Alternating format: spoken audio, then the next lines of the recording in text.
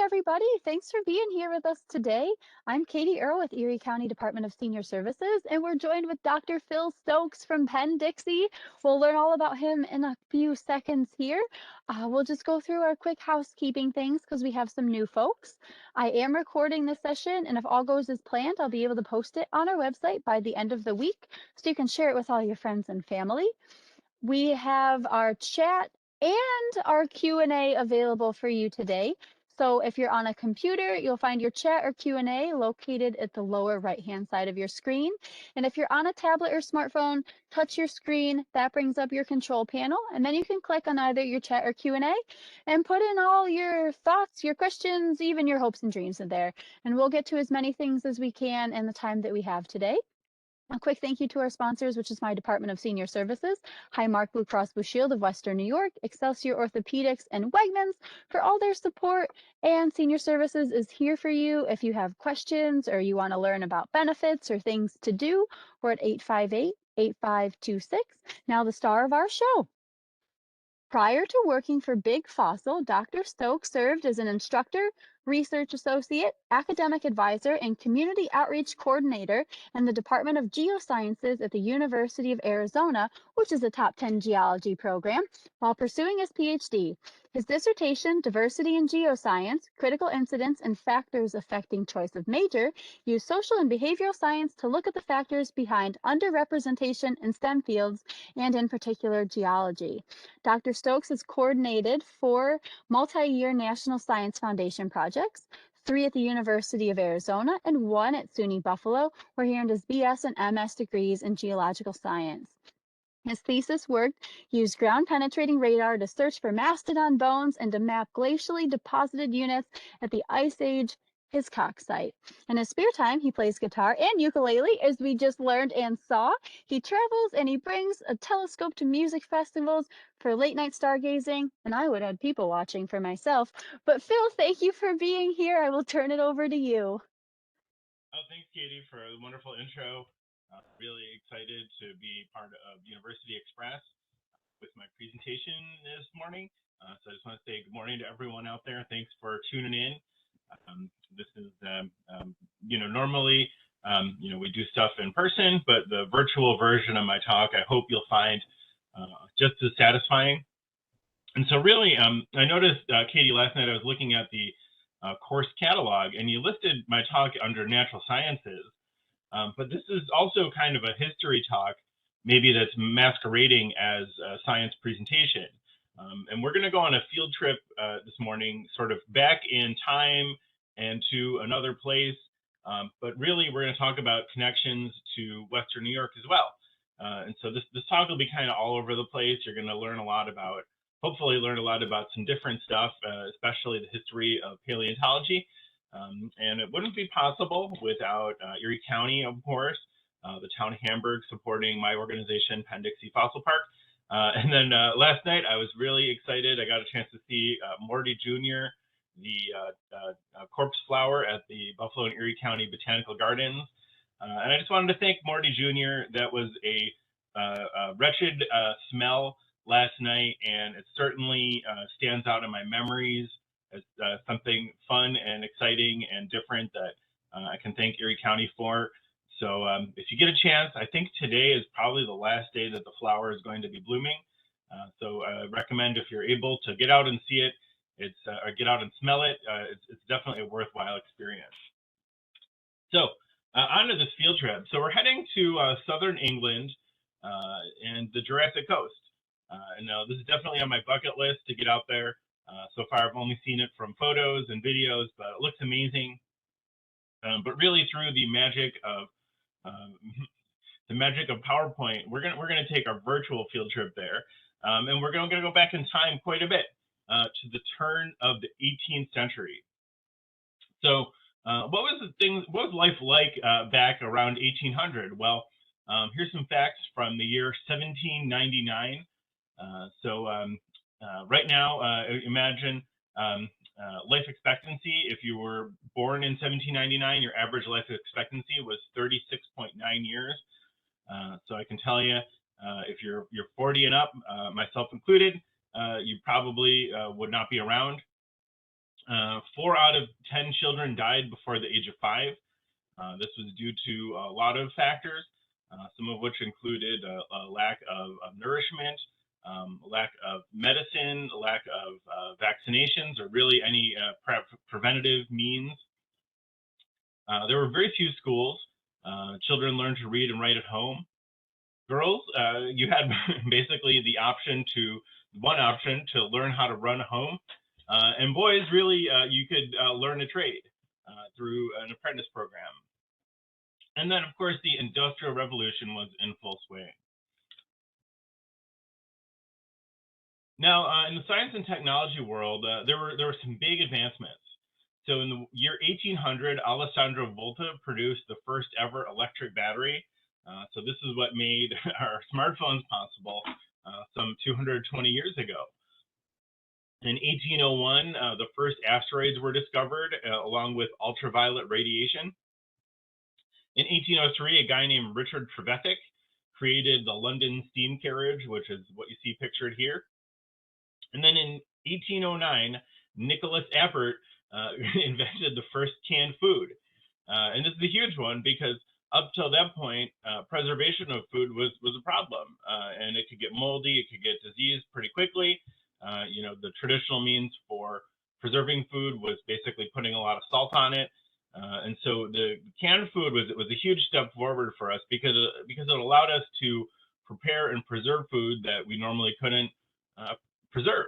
And this certainly helped to ease some of the food distribution problems that caused that very high child mortality rate. And then around 1815, the bones of an unknown reptile were found in a quarry.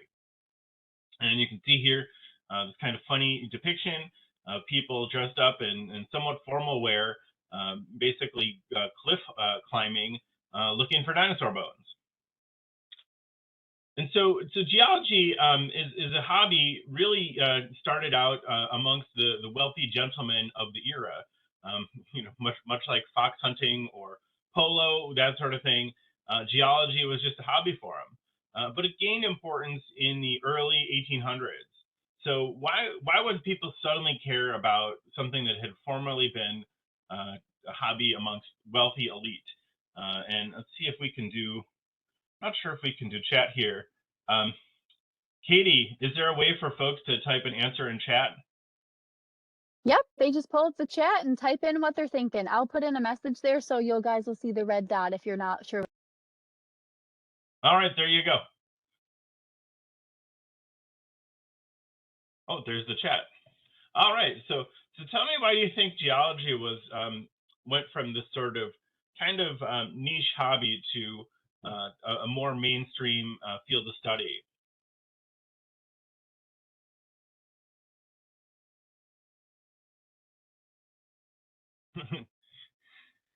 All right, need for navigation at rocks, required wealth. Okay. These are interesting hypotheses. I haven't seen the answer yet. Ooh, looking for minerals. You're on the right track, Linda. Give you a hint. So we have steam engines that are powering factories and power plants, and a huge amount of people are employed in the creation of goods. This was a huge change in economics from a model where essentially artisans made everything to now things becoming mass produced. So we needed a fuel for this process. Exactly. All right, Sarah, you nailed it. So in order to power the machines of industry, we needed a fuel source. And guess what? It wasn't going to be whale oil. We needed coal.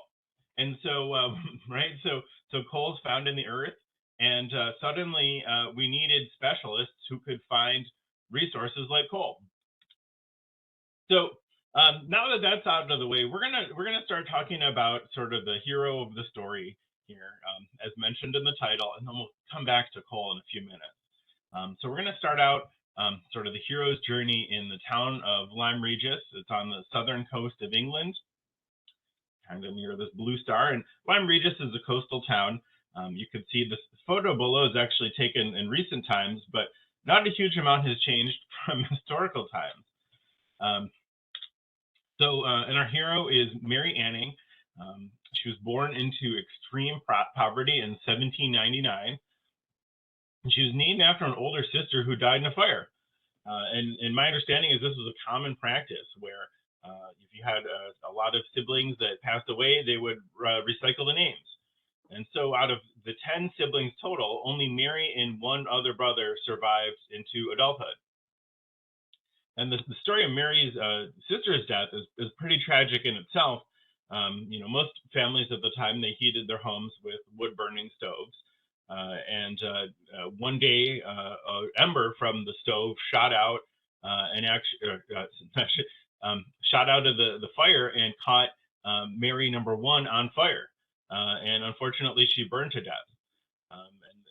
There just wasn't a easy way to put out a fire at the time, and so that was that. No 911, no fire extinguishers, no smoke alarms. So Mary number two nearly died herself at the age of 15 months. And so the story goes, she was being held by a woman outside.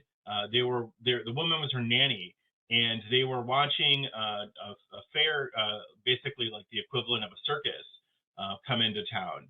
And so they were outside, they were watching wagons and things roll in, and it was getting a bit stormy, and they were standing under a tree, and lightning struck the tree, and it killed the woman who was holding Mary, so it killed the nanny, along with two other women who were nearby.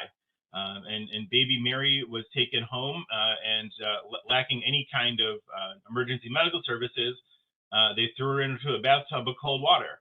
And lo and behold, that revived the unconscious child. And so for the rest of Mary's life, the folks in the neighborhood attributed her curiosity, intelligence, and personality to this horrific incident. So growing up, Mary helped her family collect and sell fossils from the nearby cliffs. It was a side hustle, and they had a table that was set up outside a stagecoach shop. You can see here in this depiction, they had a bunch of stuff for sale, and people that were coming through on leisure or professional travel would purchase fossils from the stagecoach shop. This, to my view, this is no different from, someone selling knickknacks outside the bus stop.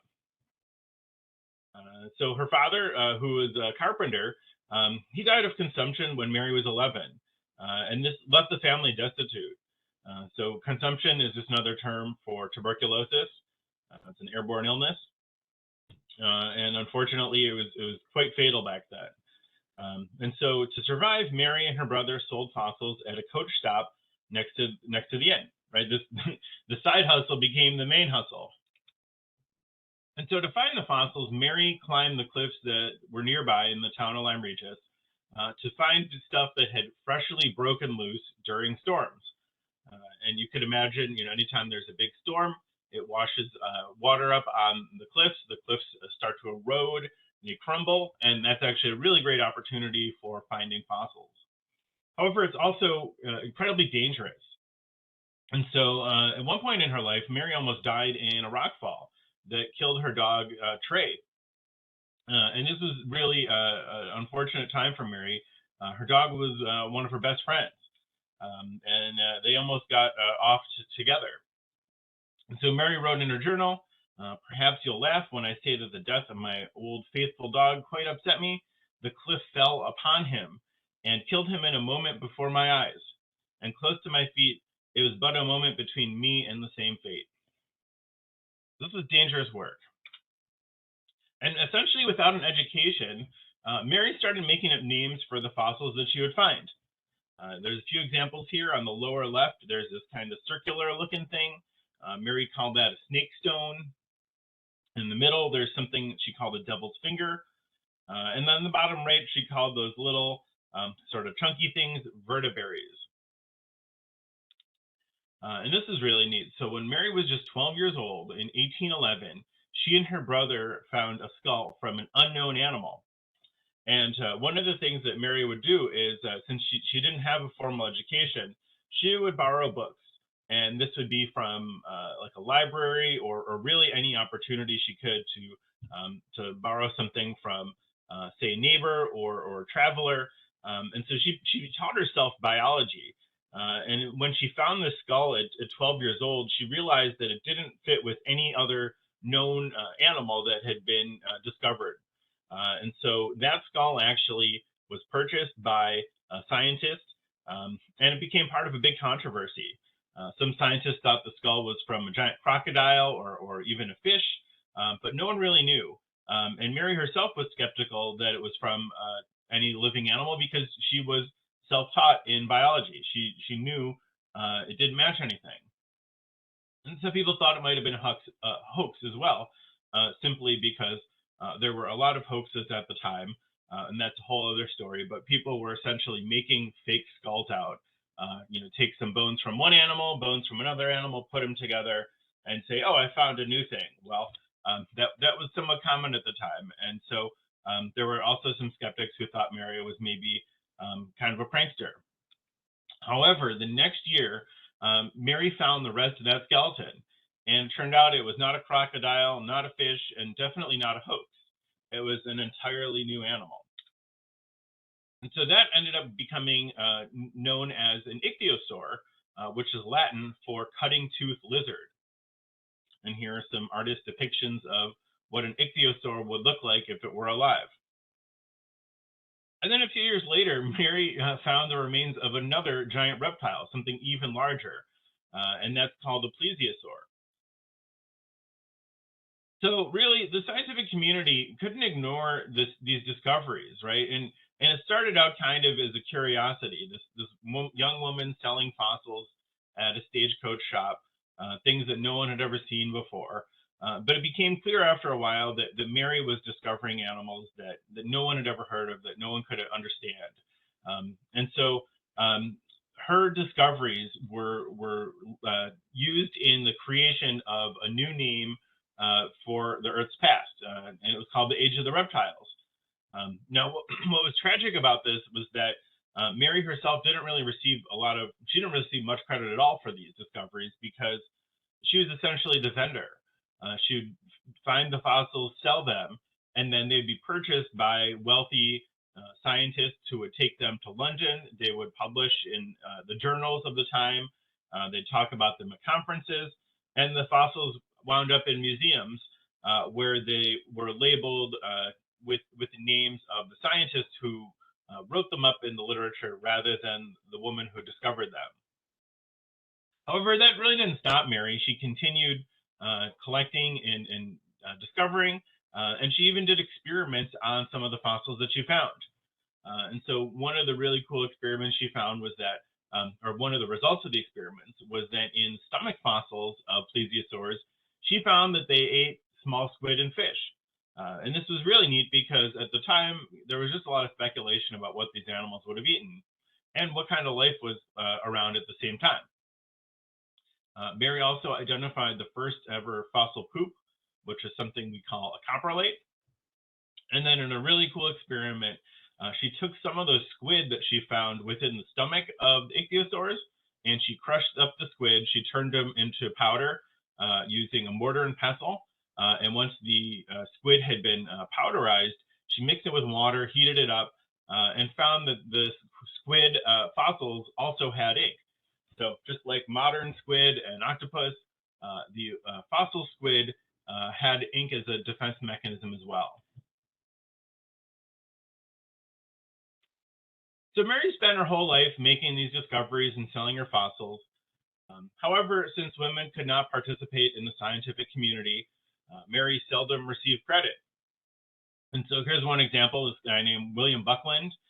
He took credit for Mary's discovery of Dimorphodon, which was a flying reptile. And really, though, as much as the credit was kind of taken from her, she still inspired a new wave of scientists, including this guy named Gideon Mantell. You may have heard this name. He sort of comes up a lot in history of paleontology, and this is sort of a bit of his background. So, as I mentioned, geology started out as a hobby of wealthy gentlemen, and so Mantell's primary employment was he was an obstetrician, a dentist, and a pharmacist. And I have to qualify this by saying that back in the day, we didn't have the same specializations that we did, and so you could be a jack of all trades, much like Mantell here, and still have a successful career. And so Gideon Mantell collected fossils in his youth, but really pursued those other medical fields until around 1819. And then he decided he was going to purchase some of Mary's fossils in 1820. And the same year, he discovered the teeth from an unknown beast. And here's an example of those teeth below. Now, Gideon Mantell had studied anatomy as part of his medical practice, and he had an idea of what maybe these teeth could come from, and started fitting teeth and bones together. And so he actually made the first ever drawing of an animal he called iguanodon. And he based this off of a living iguana, right? A modern lizard. He basically took the bones that he had from various places, said, well, I think it's a giant iguana, and there you have it. He had some opponents, though, in the scientific field. For instance, William Buckland, from a few slides ago, thought those teeth belonged to a fish. And there was, again, some controversy here because this was a scientist for the first time ever trying to essentially put together a puzzle without knowing what the puzzle should look like in the final stage. However, that work was continued, right? And this is part of the process of science where one person publishes some work, they maybe advance the field forward, someone else comes along and says, well, let me refine that a bit. And so Sir Richard Owen here, he was another early paleontologist. He actually came up with the term dinosaur in 1841. But before that, he used Gideon Mantell's bones to reconstruct a model of iguanodon at London's Crystal Palace. Now, these models are still there. Crystal Palace burned down some time ago. Incidentally, the Crystal Palace and Buffalo and Erie County Botanical Gardens had the same architect. So if you look at the historical photos of the Crystal Palace, it looks very similar to our own botanical gardens. That's something I really enjoy thinking about when I go to the gardens. But anyway, in 1841, dinosaurs started to become more popular, and it was because of guys like Richard Owen here, who really transformed them from sketches on paper to 3D models here that people could visit. Another way that Mary's fossils were used was to reconstruct the past in something called paleo art. And this is really it was an emerging field at the time. And any kind of past depictions prior to Mary's time were essentially made with a lot of speculation. And they featured fantasy elements like dragons. And so this was the first time that someone actually took fossil remains, tried to reassemble the animals accurately, and then put together a depiction of the environment in which those animals would have lived. And so here's an example here from 1830. The painting is called Duria Antiquior. I hope I said that correctly. It was painted by someone named Henry de la Beche, who was friends with Mary, who purchased her fossils, who drew them. And so this is really one of the first, we'll say, quote unquote, accurate reconstructions of the past. And we know now, of course, that as more discoveries are made, our understanding of animals and how they behave changes. So not to say this is accurate by modern standards, but this was a really big step forward at the time. So dinosaurs caught the public's imagination, and this is actually a postcard sketch of the Crystal Park dinosaurs, and it really makes me laugh because where I work at Penn Dixie, we see lots and lots of children every year. For the most part, they love it. They love to dig for fossils. They just like being outdoors and finding things. But every once in a while, we get a kid who is not happy to be there. And it's really fun for me to think that 200 years ago, there were also children who strongly objected to having their minds improved by learning something new. So dinosaurs caught on in popular culture and popular literature. Here's Charles Dickens using the first ever writing of dinosaurs. So in his book Bleak House, he wrote, "It would not be wonderful to meet a megalosaurus 40 feet long or so, waddling like an elephantine lizard up Holborn Hill." So, right, so dinosaurs are now in the literature, which was huge, right? And it's hard to think of it now, but there was a time when dinosaurs just weren't on people's minds.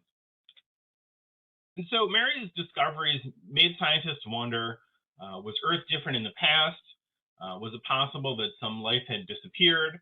And so Mary had found powerful evidence for the new theory of extinction. And this is another mind blower, right? If you're thinking, in 2022, okay, we know that there are animals that are going extinct. We can observe it. Unfortunately, a lot of the large land mammals are going extinct in real time, and we can just sort of count down as they disappear. But back in the 1800s, people did not have this belief. They thought that everything that had been on the Earth from the beginning had essentially persisted through, and it must be alive somewhere. But after Mary's discoveries, it was really hard to refute this idea that life had somehow changed. And so there were some really interesting popular explanations in the early 1800s. How did these animals come to be? There was one idea called progressive creationism, which was essentially that species were made from a common blueprint and designed sequentially. And so this is kind of like the factory model, where you create a basic model of something, and then you maybe add in a few features and a few more features. And then there's another idea called transmutation. I kind of like this one because it makes me think of Harry Potter. So where just as an alchemist can turn lead into gold, a creator could magically transform one species into another. So these were like the top explanations at the time. And Mary's evidence was like, totally counter to this and showed something completely different and unexpected. Now, there was another guy, Charles Lyell, along with his cohort, who thought that species could not go extinct. And he had a feeling that, even if an animal might disappear in one area, say like you have a lake where all of the fish get caught and eaten, well, those fish must be alive somewhere else on the planet. And so he speculated that surviving members of quote unquote extinct groups could be found somewhere else on Earth. And this was kind of like the Nessie theory, right? This idea that maybe you have a few animals kind of toughing it out in a kind of hidden location, and really, it hasn't been supported in science. And so Mary's evidence was kind of like the game changer for everything. She started out, ironically, believing that species could never evolve or become extinct. But by the 1830s, Mary was convinced that the species of ammonites that were found in different layers, ammonite is a coiled squid, depicted in the lower right here. Mary was convinced that ammonites found in different layers were unique, and they had lived at separate times. And so essentially the argument was that the rock layers themselves, which were also called strata, represented time capsules, with the oldest at the bottom. So there's another really great story here, and this could be its own whole talk. But there's this idea that these ichthyosaurs, which were reptiles, looked a lot like modern day dolphins, but they lived tens of millions of years apart. And how is that? Well, Mary's research fit neatly into Charles Darwin's theory of evolution. And specifically, there's a process called convergent evolution, in which two different lines of animals evolve similar features. And so Mary's work here became really important ammunition in Charles Darwin's book, The Origin of the Species. So, of course, right, if you do anything in science, there's got to be popular culture that comments on it. And so Charles Dickens wrote about Mary Anning, quote, "Miss Anning's business, of course, was not to take sides, but to furnish the combatants with munitions of war. Now a paddle, then a jaw, then a stomach full of half-digested fish." Right? So her work was important. And maybe the most important benefactor of or maybe a recipient is the better word, of Mary's work, was this guy named William Smith. And he definitely needed a lot of ammo. His work was critical in addressing the problem that I talked about in the very first slides. This issue of needing coal to fuel industry. So William Strata Smith, and he's got a whole other story. There's a book called The Map That Changed the World, written by Simon Winchester, and it really tells the story of William Smith very well. But just in a nutshell, he was a surveyor. He was working for the British government.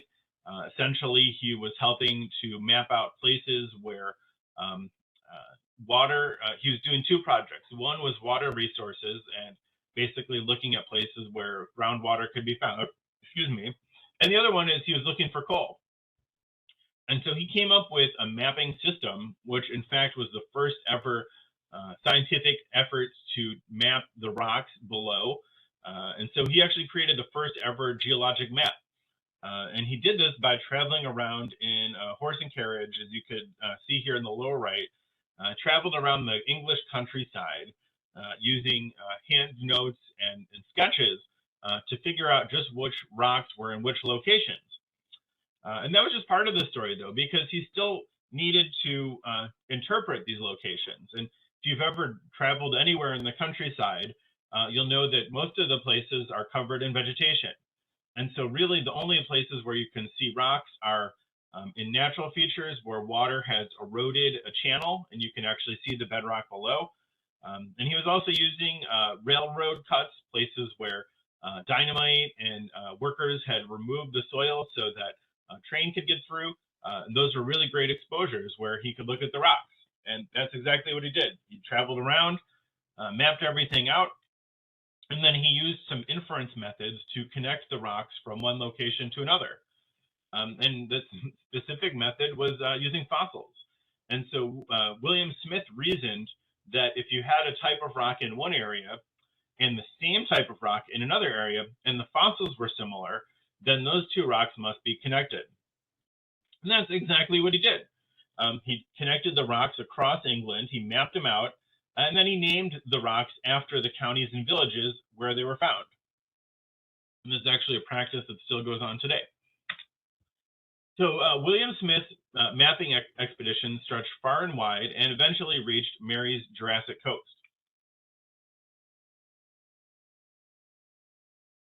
In fact, William Smith was working right next door to Mary in the county of Devonshire,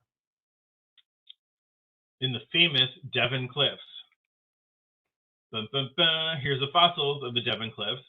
And if you remember back to the slide where I had Mary's discoveries, you'll notice that some of the fossils look fairly similar, but a couple of them might be a bit different.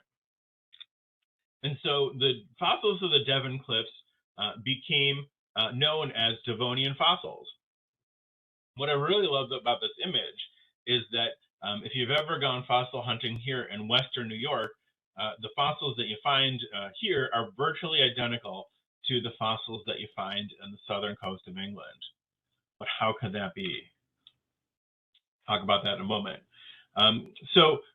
Really, all this sort of came to a head, and by the mid-1800s, the scientific community came to the conclusion that the appearance and disappearance of species in the rocks marked extinction events. This was a huge breakthrough. And so we know now that in Earth's history, there have been 5 big events of significance where a lot of species went extinct. And so this isn't just like 1 or 2 animals, but probably thousands or tens of thousands of species that go extinct in a very short period of time. This could include marine, so generally most life lives in the ocean, and terrestrial diversity. And it's basically what we're seeing here is that you have so many extinctions that you're not only eliminating species, but you're also eliminating families and genre of animals, right? If you remember back to high school biology, right, you have kingdom, phylum, class, order, genus, family, species. I think I did that correctly. You're basically eliminating whole families and classes of animals.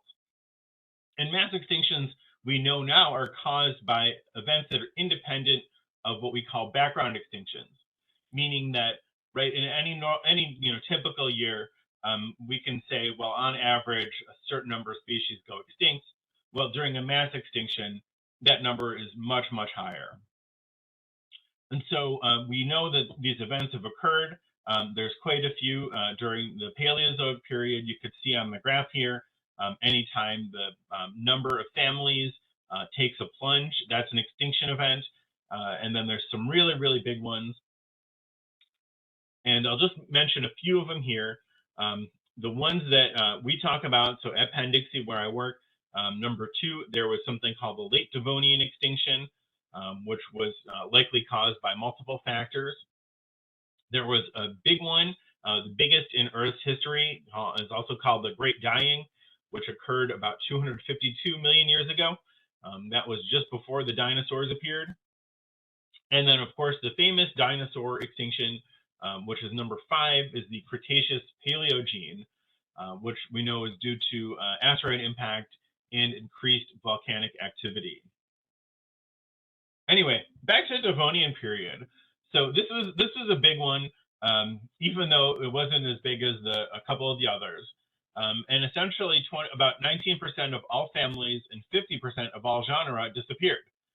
And there were multiple events. And so this was a combination of volcanoes erupting, sea level change, ocean anoxia, which is basically when the ocean water loses the ability to carry oxygen. And this also occurs with climate change. And so there's been a suggestion that there was an extraterrestrial event, meaning an asteroid impact that maybe triggered everything, but we've yet to find that evidence. So we know there's these extinction events, but we also know that for a lot of time, a lot of geologic history, things were relatively stable. And so we're going to talk about now why Buffalo, New York, and Devon, England have the same fossils. And we'll touch on extinction once more, but before we do that, I wanted to see if maybe Katie can post up another chat. Does anyone have an idea why these two regions, which are separated by a large ocean now, might have the same fossils?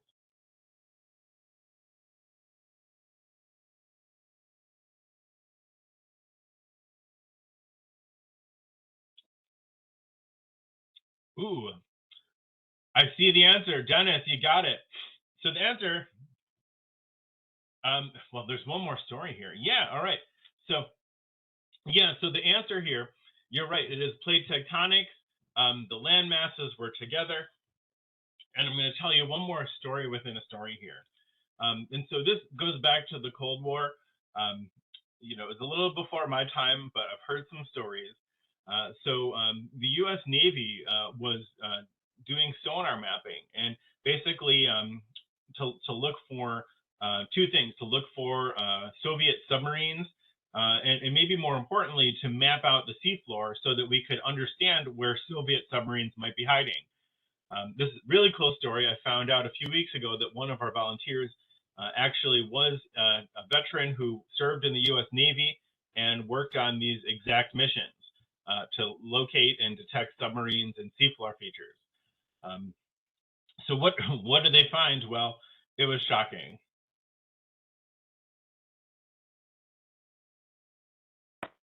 Actually, it was shocking, but not like Godzilla. So here's some preliminary maps, and this is right. You got to imagine back in the 1950s. It wasn't computerized like today, so maps were printed on paper and hand colored. But here we are, and so these are those maps of the seafloor, these transects across the North Atlantic Ocean. If you look at this inset map on the lower right, the land masses are represented in black and the ocean is represented in white. And then all of the colored lines represent transects where the sonar was employed to look at the seafloor. And so you can see it's not flat at all. There's some high peaks and then some low valleys. And this was like shocking, right? Because we had thought that, the ocean was this relatively stable, static feature, probably pretty simple. And then it turns out that it's actually has actually more intense topography than any mountain range on the land surface. So think of mountains out there, the Himalayas, the Rocky Mountains, the Andes. Well, the ocean floor is steeper and more rugged than any of those. And this is like another mind-blowing thing for scientists. And so there's this woman named Marie Tharp in 1957. She was tasked with assembling all of the sonar maps to form kind of a global chart of what the ocean floor looks like. And this is another really neat story. So Marie Tharp put everything together, and this was her map. So you maybe have seen this in a high school science classroom. These things are everywhere now, but it was revolutionary at the time. No one had really mapped the ocean floor with any level of detail, and so when the map was produced, it was a shocker. And so Marie Tharp put the maps together. She had an advisor, and he told her, just do the maps. Don't try to interpret it. And she disagreed. She actually felt that the maps themselves, not only were they useful for the military goals and sort of a basic, interest in the ocean, but really they told a whole other story. And Marie Tharp looked back in the past to a guy named Alfred Wegener, and some decades before, Alfred Wegener had proposed the theory of continental drift. And as was, mentioned in the chat there, continental drift was a theory that all of the continents had once fit together as a single landmass. And Alfred Wegener based his theory on this notion that the continents were essentially puzzle pieces that fit together. If you look at South America and Africa, you'll see that they could probably fit right next to each other. Same with North America and Western Europe and North Africa. Wegener also noticed that a lot of the rocks on the east coast of North America were similar to the rocks in Western Europe. And he noticed that there were some fossils in South America that were the same as the fossils in Southern Africa. Essentially the same animals were living in both places in the same types of rocks. And so he said, well, I bet these pieces fit together. The one thing that Wegener didn't have was an understanding of how continental drift could work. And so he envisioned the continents as maybe like icebergs that were floating around on top of the surface of the Earth, or maybe they had the ability to essentially bulldoze their way through the crust. And so he had these bizarre explanations that were kind of laughable then and still laughable now. And as a result, he was not taken seriously, and he was essentially mocked and chased out of science. And then a few decades later, Marie Tharp comes along and says, "Hey, I think these maps of the ocean floor explain the theory of continental drift." And Marie Tharp's advisor said, "Listen, I don't want you to publish this. You're going to ruin your career." And so he actually prevented her from publishing her results for almost 10 years. And finally, she just did it. She got it out there. And it was yet another revolutionary development in science. And we know now that the Earth's surface is divided into tectonic plates. These are huge, huge features. And we know that the plates move around at about the same rate that our fingernails grow each year. And if you've seen Earth Science textbook, you'll know this classic diagram. Different types of plates. There's different types of plates, different types of crust, and different types of boundaries between the plates. Some of the plates are coming together. That's called a convergent boundary. Some of the plates are pulling apart. That's a divergent boundary. And then some are sliding past each other, and that's called a transform boundary. And this explains a lot. I mean, in geology, this is essentially the to use a pun, this is essentially the core part of geology, right? It's central to the understanding of our planet is the notion of plate tectonics. So back during the Devonian period, we know that North America was pushed up against Europe and Africa. There was the kind of these two supercontinents there had formerly been one supercontinent called Gondwanaland, and it started to break up into two. One was called Gondwana, and the other was Euramerica. And so here we are in Buffalo, New York, home of the Bills. Go Bills! And we were actually pretty darn close to Devon, England. And really the only thing separating us was a shallow sea. And of course, we were south of the equator, so it would be warm and sunny and tropical, and probably even a little more humid than it is today. And there was this process going on called an orogeny, which is not is not inappropriate. The term is Latin for mountain building event. And so what was going on is North America, parts of North America were colliding with North Africa and Western Europe. And when you have a big collision, you have a pileup, just like out in the street. And what was going on here is mountains were being formed just to the east of us. So eastern New York, we had something called the Acadian Mountains being built up. And then where we are here in Western New York actually was getting pushed down. And this is kind of an interesting concept to think about, but our Earth's crust is, even though it's solid, it behaves like a plastic.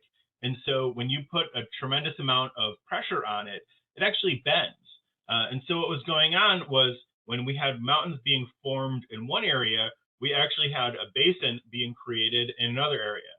See what I'm doing here? So crust being pushed up in one spot pushes the crust down in another spot.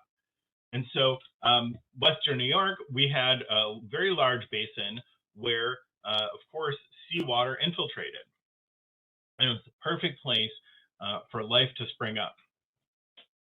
Now, if you have ever seen a geological map of the state of New York, you'll notice that a lot of the state is made up of these rocks from the Devonian period. And these are all sorts of rocks. There's limestones and shales and sandstones, all sedimentary rocks that you may be familiar with. And where I work at Penn Dixie is no exception. So if you're familiar with the story of Penn Dixie, you'll know that we used to be a cement quarry. There was a company called Penn Dixie Cement that operated from probably the 1930s to around 1970. They actually made Portland cement, which was very useful in concrete making.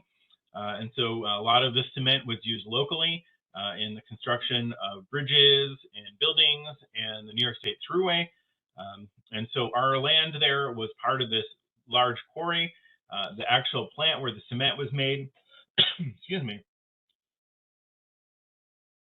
was located on the shore of Lake Erie, not far from the Ford plant on Route 5 and Woodlawn Beach. And they went out of business, and for about 20 years, the land was vacant and essentially derelict, where people would come in and party and shoot guns and ride four-wheelers and leave a lot of broken glass. And so in the early 1990s, there was a proposal to turn the former quarry into a waste transfer station. And the people in the neighborhood, as you could imagine, they did not want a waste transfer station nearby. And so they successfully blocked that project through advocacy. They went to town board meetings, they went to the library to research the building codes, and this is all pre-internet. So they did it the old school way, and they succeeded.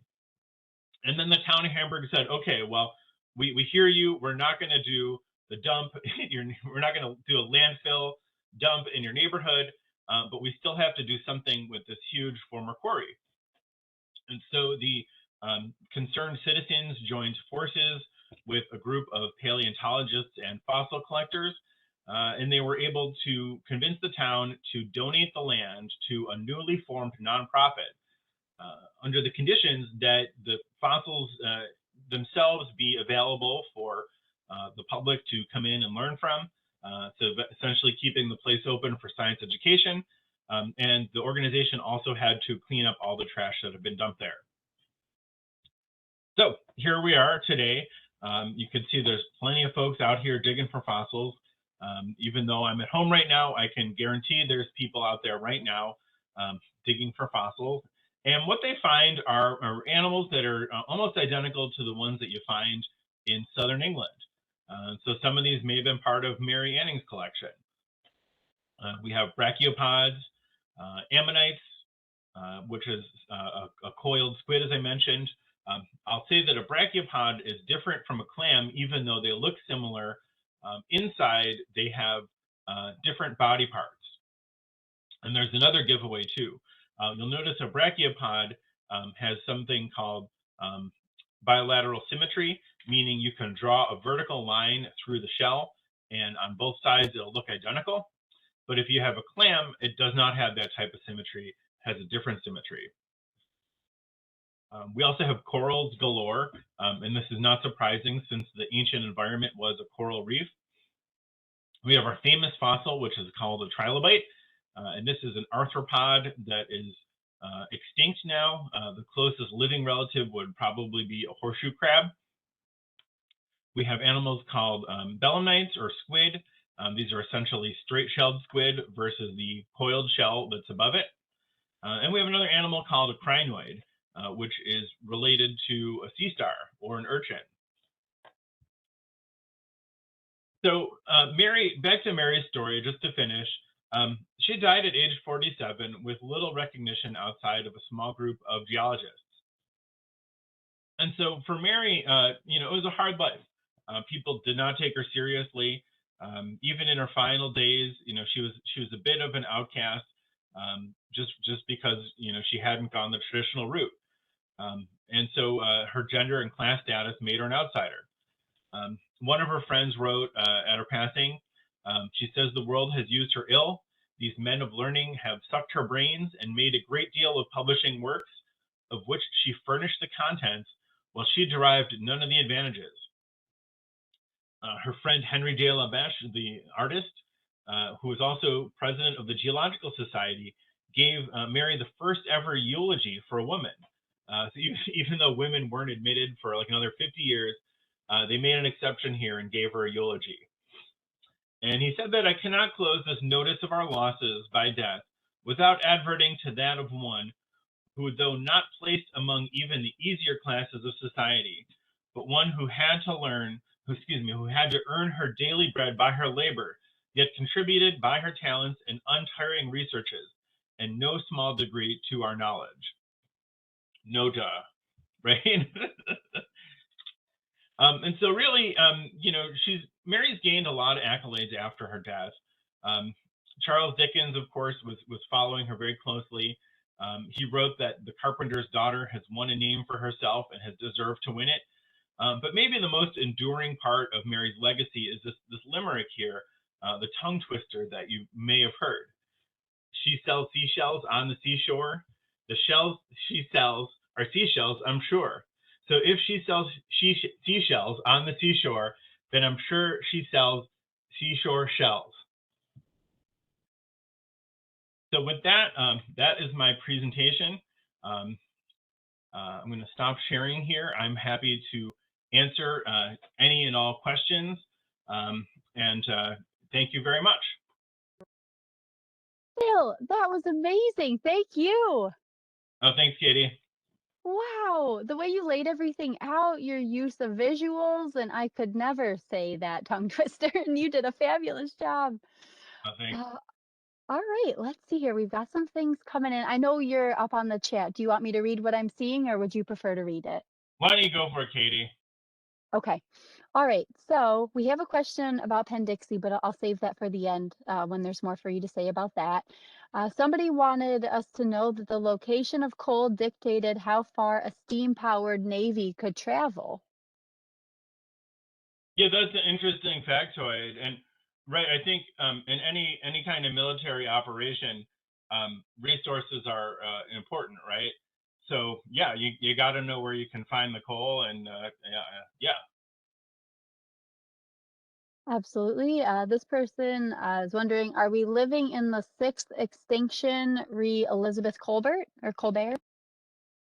Yeah, that's a great question, and I would say, we talk about it amongst our Penn Dixie staff probably weekly, because on one hand, we have very good methods of sampling life right now, especially relative to in the past where, expeditions, you basically send someone out into the jungle, with a pith helmet and a butterfly net. We've come a long way in science.